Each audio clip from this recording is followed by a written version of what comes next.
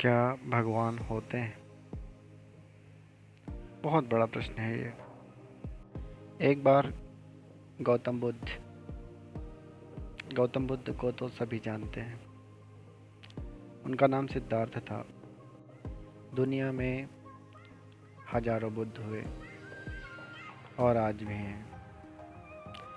तो गौतम बुद्ध एक सुबह सुबह अपने शिष्य मंडली के साथ बैठे हुए थे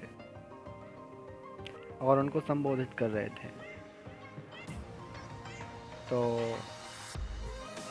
वहाँ पर एक अचानक से एक व्यक्ति दिखा। वो आदमी पेड़ के पास आकर खड़ा हो गया।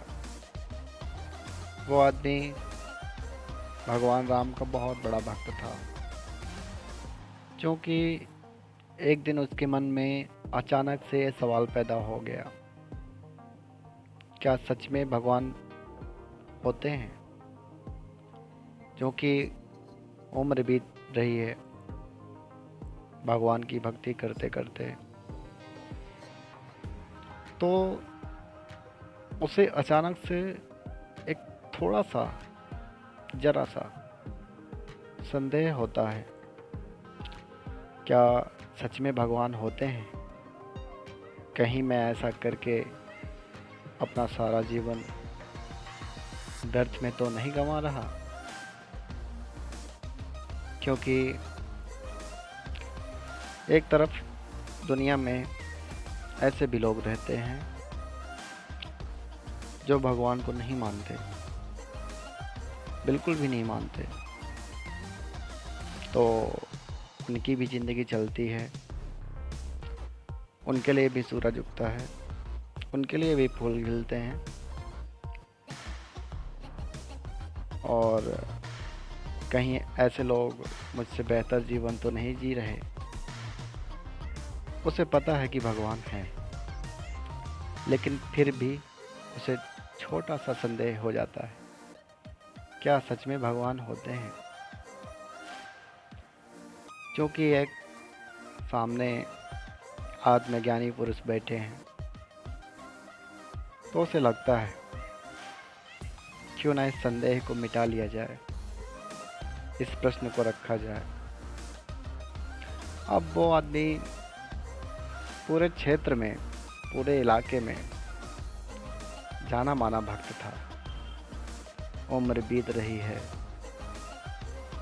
तो सब लोगों के सामने थोड़ा सा झिझक रहा है, यह सवाल कैसे किया जाए, क्या सच में भगवान होते हैं?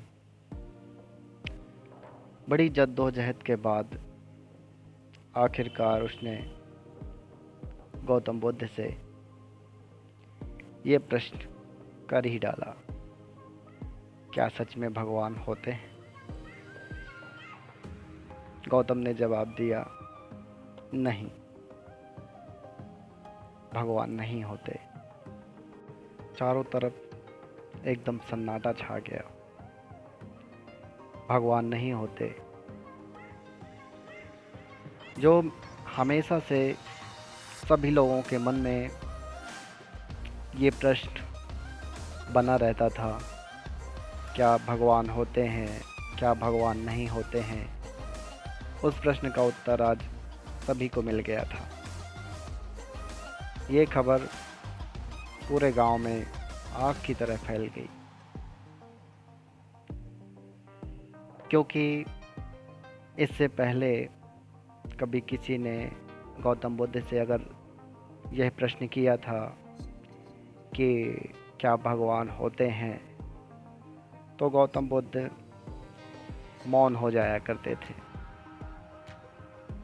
लेकिन अब सबको पता चल गया कि भगवान नहीं होते। पूरे गांव में जश्न मनाया गया, हर तरफ खुशी का माहौल, आज़ादी ही आज़ादी। क्योंकि अब कुछ भी करो, ज़िंदगी अपनी है, इसे अपने हिसाब से जियो। अब ऊपर बैठ के कोई ये हिसाब लेने वाला नहीं है कि हम क्या कर रहे हैं। सब लोग एक आज़ादी का अनुभव कर रहे थे। शाम को एक बार फिर सभा होती है। गौतम बुद्ध बैठे हुए हैं और उनकी शिष्य मंडली बैठी हुई है। और तभी वहाँ पर एक व्यक्ति आता है जो ये मानता है कि भगवान नहीं होते और इस बात का प्रचार प्रसार भी करता है कि भगवान नहीं होते। किंतु उसके मन में एक जरा सा संदेह पैदा हो गया था, कहीं ऐसा तो नहीं भगवान होते हैं।